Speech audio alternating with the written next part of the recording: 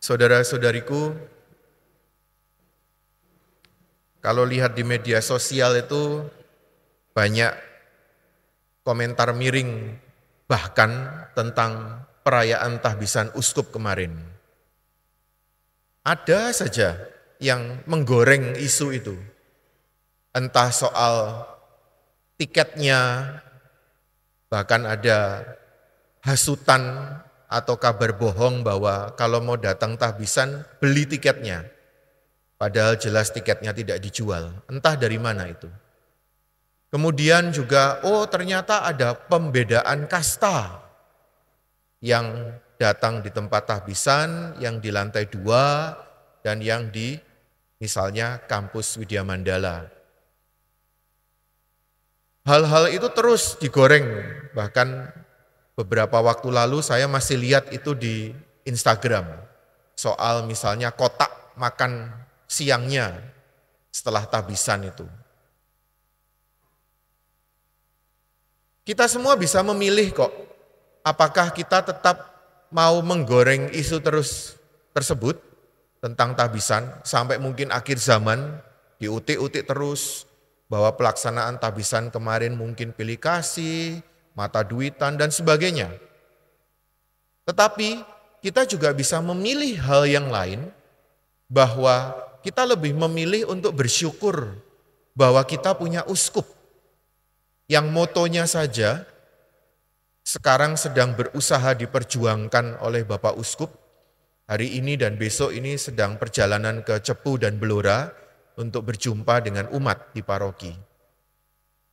Bahwa kita punya uskup, bahwa kita punya gembala, bahwa kita punya seorang uskup yang bahkan dari awal tidak mau disebut Monsinyur, karena kata Monsinyur itu artinya Tuan Besar sebenarnya.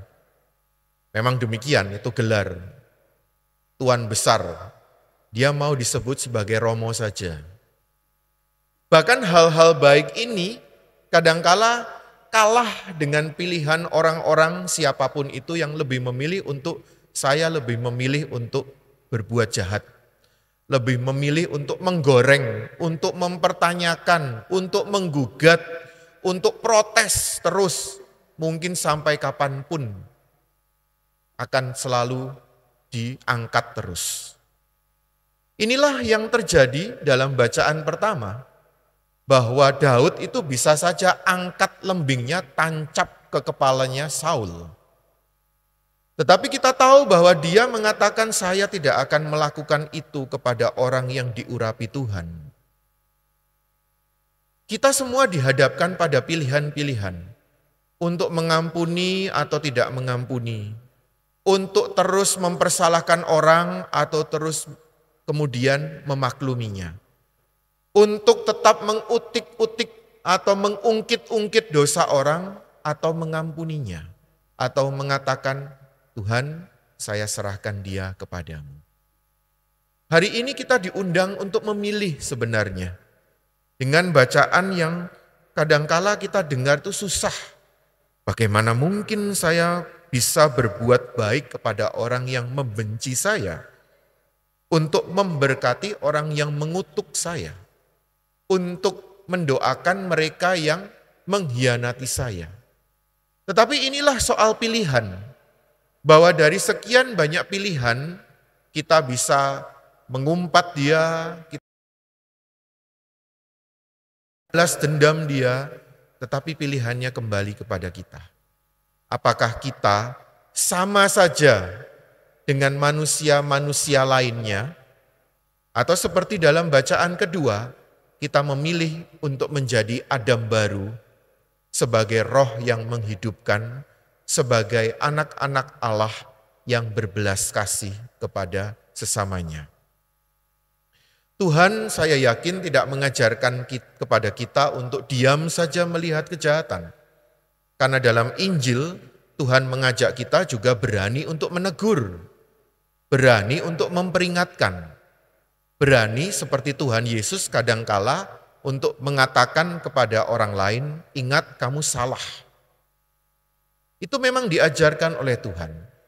Tetapi bahwa dalam pilihan kita, pilihan dasar kita, kita memilih untuk menjadi orang baik, itulah yang membedakan. Itulah yang akan mengarahkan kepada kita jalan yang berbeda. Dengan memilih menjadi orang yang baik, dengan menjadi orang yang mengampuni, kita diajak untuk bertindak secara jernih dan tulus. Bahwa saya datang kepadanya untuk menegur, bukan untuk memaki dia, tetapi untuk memperingatkan dia. Bahwa saya datang kepada pasangan saya yang berbuat salah, kita mungkin memperingatkan anak-anak di rumah, bukan karena kita mau marah-marah, bukan karena kita mau menjadikan anak-anak kita objek kemangkelan, kekesalan kita, tetapi benar-benar mau mendidik dia. Ini dua hal yang berbeda, saudara-saudariku. Apakah kita mau menjadi orang baik atau orang jahat? Dari sinilah akan mengalir hal yang berbeda pula ketika kita mau misalnya meminjamkan sesuatu, ketika kita berhadapan dengan lawan kita, atau berhadapan dengan hasutan atau fitnah atau perbuatan buruk, bahkan yang dilakukan oleh pasangan kita sendiri bahkan, atau mungkin anak-anak kita sendiri. Maka saudara-saudariku yang terkasih, bacaan merangkum dengan sangat jelas. Dihadapkan kepada kita pilihan, apakah kita mau berbuat baik atau berbuat jahat. Apakah kita tetap memegang prinsip Tuhan, saya dihianati, saya mendapat perlakuan buruk, tapi saya tetap memilih untuk menjadi orang yang baik. Atau sebaliknya, mungkin kita bahkan, Tuhan, saya tidak akan mengampuni dia. Ini dua hal yang berbeda sekali lagi seperti yang dialami oleh Daud. Karena kesadaran Daud yang jernih itulah yang memilih dia untuk mengambil tombaknya, bukan untuk menikam Saul, tetapi untuk mengatakan kepada Saul, Tuhan, saya tidak berbuat jahat terhadap engkau, padahal saya bisa membunuhmu saat itu juga. Kita mungkin dengan kebenaran, dengan posisi benar, bisa saja mengatakan kepada Tuhan, Tuhan, saya mau kutuk dia, saya mau balas dia. Tetapi sekali lagi, bacaan kedua mengingatkan kepada kita dari Rasul Paulus, kita bukanlah orang-orang biasa lagi yang seperti debu tanah. Kita bukanlah seperti orang-orang dunia ini yang memiliki atau memilih untuk membalas, untuk mengikuti nafsu kita, untuk mengikuti kebiasaan-kebiasaan dunia ini.